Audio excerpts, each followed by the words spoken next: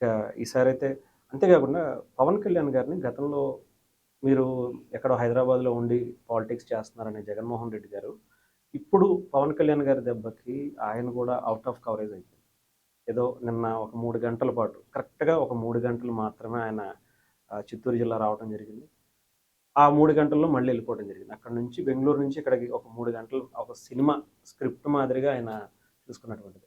అంటే ఎలా చూడొచ్చు సార్ పవన్ కళ్యాణ్ గారిని అన్న ప్రతి ఒక్కరు కూడా ఇప్పుడు ఆ పరిస్థితికి వెళ్ళిపోవడానికి ఏంటంటారు కారణం? కాలం చూసేదేం లేదండి ఇక్కడ.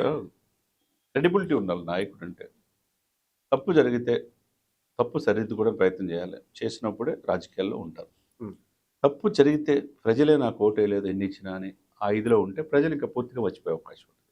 హ్మ్. కాబట్టి పవన్ కళ్యాణ్ గారు దశాబ్దం పైన ప్రజలు ఎందుకున్నాడు? ఓడిపోయిన ప్రజల కోసం ఉన్నాడు. ఆయన దేశ ప్రధాని మన్ననలు పొందాడు. మంచి నటుడు. ఒకవైపు సినిమాలు, ఒకవైపు రాజకీయాలు బ్యాలెన్స్‌గా చేస్తున్నాడు. డబ్బు సంపాదించాలన్న ఇది లేదు. హ్మ్. కాబట్టి పవన్ కళ్యాణ్ స్వచ్ఛమైన రాజకీయాలు చేస్తున్నాడు కాబట్టి పవన్ కళ్యాణ్ గారు ఆ లెవెల్‌లో ఉన్నాడు. జగన్మోహన్ రెడ్డి గారు ఆ రియలైజేషన్ సెక్షన్ లేకపోబట్టి స్వయంకృతాపరాధం వల్ల ఆయన ఎమ్మటున్న అన్ని కేసులు 33 కేసుల్లో విజయసాయి రెడ్డి ఉన్నాడు ఏ2.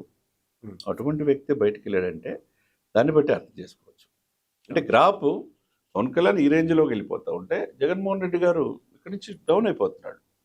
దాన్ని బట్టి అర్థం చేసుకోవచ్చు. అంటే ఏమన్నా ఆయనకి నిజంగానే అంటే ఒక దైవ సంకల్పం ఏమన్నా ఉందంటారా సార్? పవన్ కళ్యాణ్ గారు అన్న ప్రతి నోటికి కూడా కాలమే సమాధానం చెప్పుకుంటూ ఇక్కడ వస్తుంది. దైవ సంకల్పం, దైవబలం కర్మ అనేది ప్రతి ఒక్కరికి ఉంటుంది సార్. నీకు ఉంటది, నాకు ఉంటది. హ్మ్. కాబట్టి మనందరికంటే దెబ్బలు తినదాయన. వ్యక్తిగతంగా మాటలు పడింది ఆయన. వ్యక్తిగత హననానికి గురైంది ఆయన. తన బిడ్డల డిపాజిట్లు స్వార్థం లేకుండా డబ్బులంతా కరిగించుకుంది ఆయన.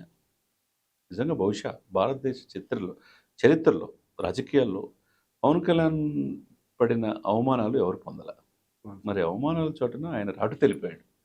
కాబట్టి ఆయన దైవబలం మనందరికంటే మిన్నగా ఉంది కాబట్టి ఈరోజు పతాక శీర్షికలో ఏ నోట విన్నా పవన్ మాటగా కనపడుతుంది. Right sir. Thank you sir. Thank you so much.